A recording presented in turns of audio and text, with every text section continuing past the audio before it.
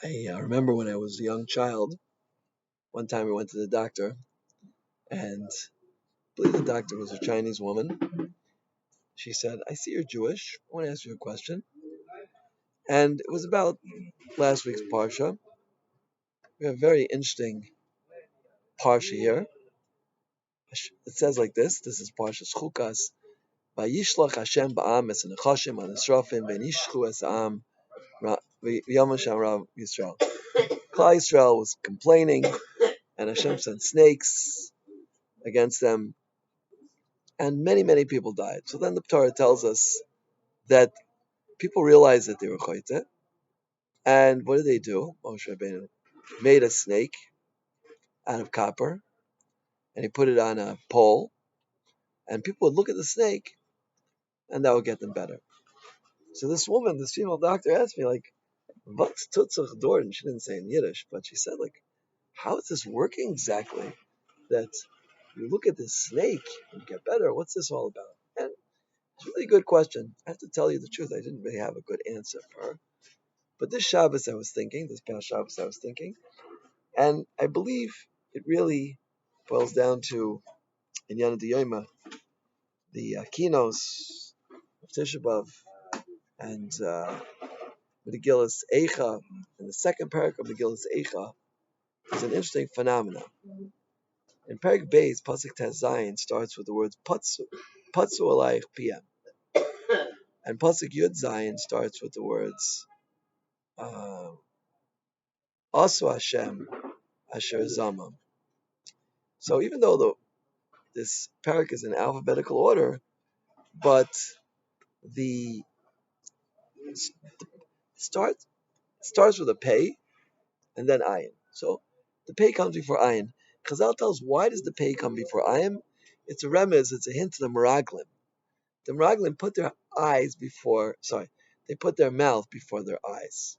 Makdim pel ayin. And because they put their mouth before their eyes, so they were punished. That's why they're punished. And there's a hint of that in the Megillah Zeich itself, that we put the pei, which is the mouth, before the ayin, which is the eyes. And this, I believe, is the deeper meaning of this parsha. We can understand it. It can help us with a lot of issues in our health as well. Klal Yisrael complains. They complained by the Meraglim, and here they complained once again about their situation in the Midbar. Right?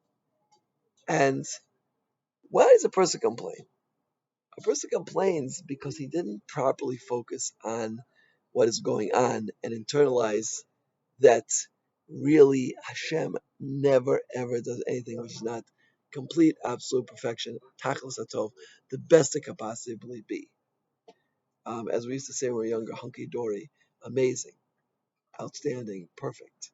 Yeah, and the only way really a person can live like that if he uses first his eyes to analyze the situation, and then his mouth responds, right? But if a person is makdim pel ayin, a person speaks before they use their eyes to analyze the situation, then what will result is kvetching, or as we say in that parsha, complaining. There will be complaints, and Midas Hadin does not respond kindly to complaint. And this is what happened here in Parshas Chukas. Klal Yisrael complained, and they were punished very severely. How do we fix this up? How do we rectify this transgression? The way we do it is to undo the Makdim Pelai, right? To focus on the source of the transgression, to think about it, to do tshuva, and then come back to Shem, and only then to speak. And this is why the cure was to put the snake on a pole and to look at it, and to be makdim ayin lepeh, to first look and think and understand, and only then to speak about it, right? And this is the deeper meaning behind this parsha. This is, if I was meeting up with Dr. I don't remember her name today, this is what I would have told her. I wouldn't have used the exact same words, but I did use quite a lot of Hebrew. I apologize for the non-Hebrew speakers amongst us. But I would say you have to live your life first with analyzation, introspection, and only then to speak about it. Don't pass judgment or comment on anything until you've first thought about it very, very carefully. As the Indians say, don't judge another Indians until you wore his moccasins. Yeah. And they're different size moccasins. They're small, medium, large, extra large, wide, thin. So this is the idea.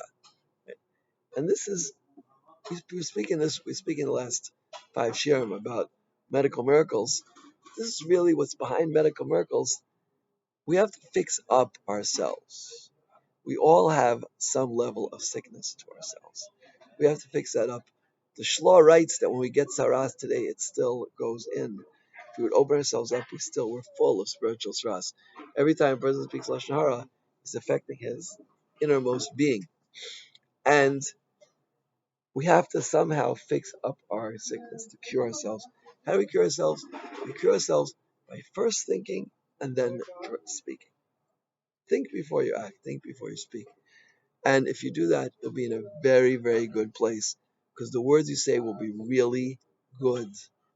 I quoted last week in a shir the words of a book that I once picked up from a rabbi in Pittsburgh. I forgot his name, but it's called "What's Wrong with Being Human?" And he quotes a story there about somebody who 20 minutes he waited in between each sentence. He said, he wasn't a big schmoozer apparently, but everything he said was very well thought out. You don't need 20 minutes. 5 seconds is enough, and even 1 second is very helpful. Before you speak, take 1 second. And we have to know this is the shurish, this is the root of destruction of the base of English. This is the root of our health problems. It's really the antidote to all issues is to think before we act, think before we speak. Hashem give us the greatest yata d'shmaya to be successful in this area. Amen. Kain. Tieh.